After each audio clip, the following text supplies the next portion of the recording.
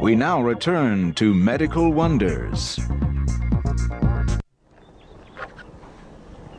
By January of 1996, Tony Stephan was at his wit's end.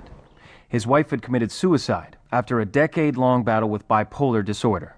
Then his daughter and son were diagnosed with the same disease. 15-year-old Joe was tormented, too, by suicidal thoughts.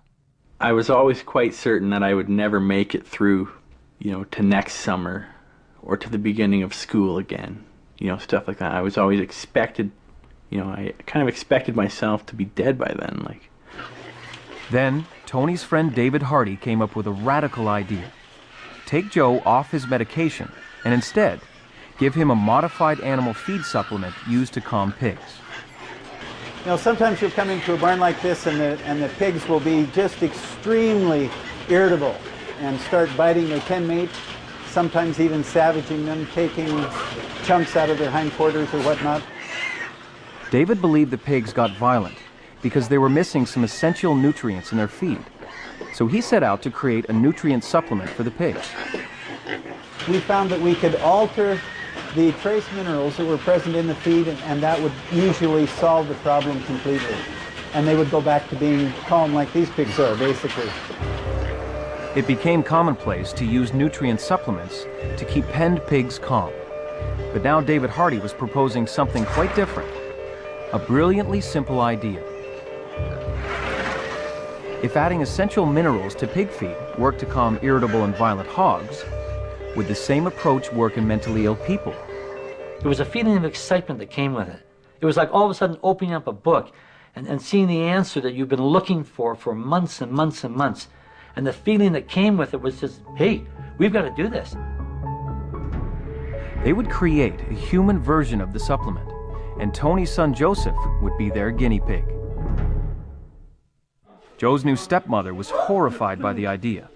Well, she was very, very afraid, and she said, look, we've got to refill this prescription.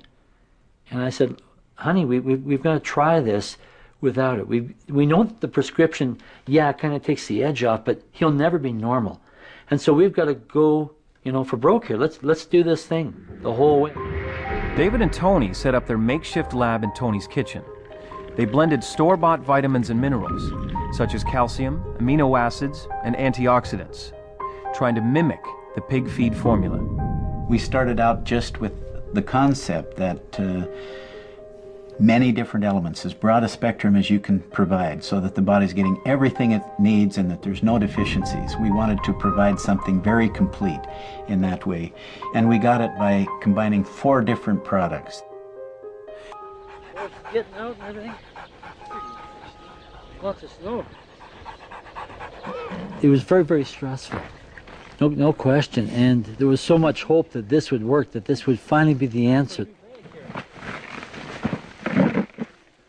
Yeah, aren't you?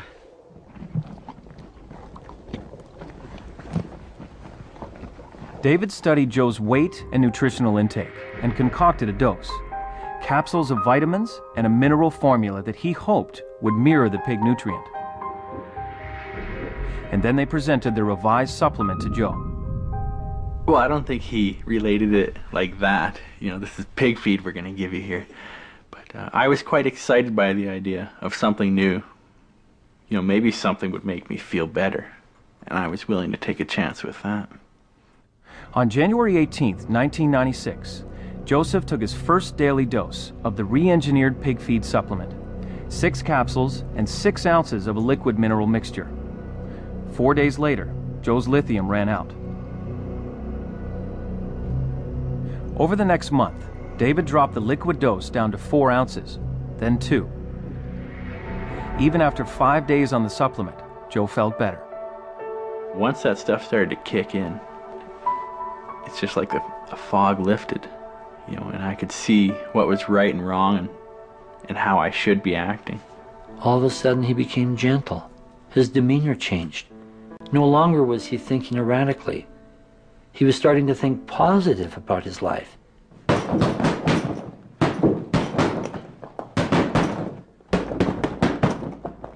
Joseph's delusions and depression disappeared. But meanwhile, his sister Autumn's emotional state was growing worse. She, like her mother, had become extremely suicidal and had been hospitalized for suicidal tendencies and was on suicide watch and was on a major load of psychotropic medications. For me, it took on a form of confusion, first of all, and just sort of scatterbrain behavior. By the end of grade 12, I couldn't tell time on a conventional clock.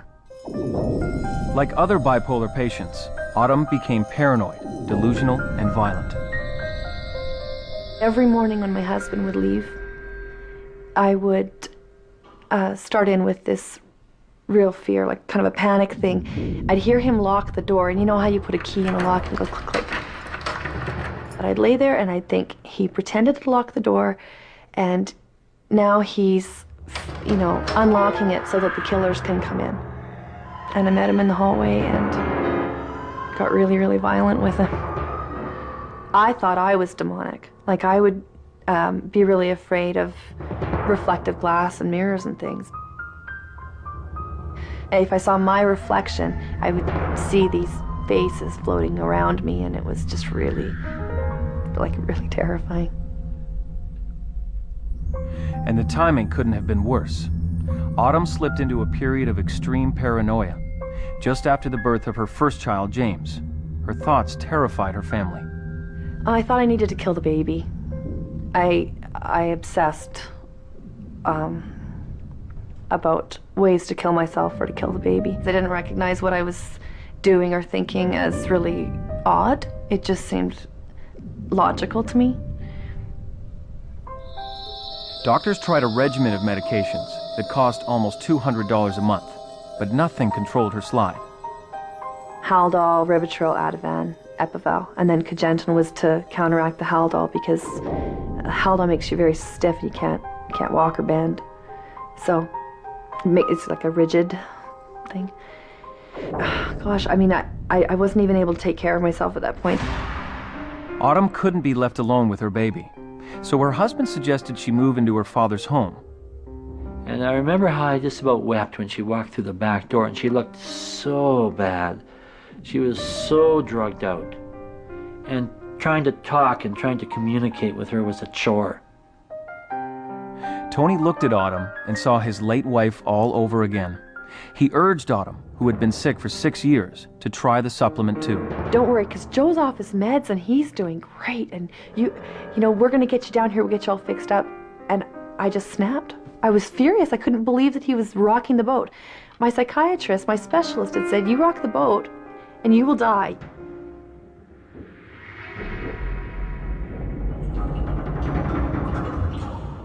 Oh, I said, look, you're going to do this. And I won't say that I forced her to do it, because it doesn't sound politically correct, but I constrained her to do it. Not sure how they got it into me. I wasn't willingly the first couple doses, I'm sure. Even beyond that, I know he came home every day that week to make sure I was swallowing, you know, and check my mouth to make sure I was taking it. 5 days later, the sound of the water running. Autumn had turned a corner. There was always a paranoid thing with the shower. I'd have to have either doors open or sometimes shower with clothes on. The delusions were disappearing. The constant voices in Autumn's head had disappeared too. She said, you know, Dad, I think we can do this. This is changing me. I feel better. I feel more energy. I feel like I can think through a thought, and I don't have those ugly, suicidal feelings on me all the time now, you know? Hey, do you want to come over and look at the album? Sure. They told me when I was on the Haldol and a number of other medications, you know, maybe we'd want to consider having an operation so there wouldn't be any more risk of pregnancy because the effects on a fetus would just be horrendous. He was that champ, wasn't he? Oh, yeah. I'm just so glad I didn't take that advice. I've got 2 little girls now. It's kind of like starting over and getting a real life. It's been good. Sure.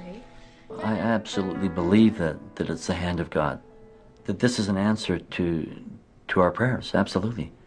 I think when I look at them today and I see that they have their existence, their life back, that they're whole, yeah, I believe that God answers our prayers. You bet.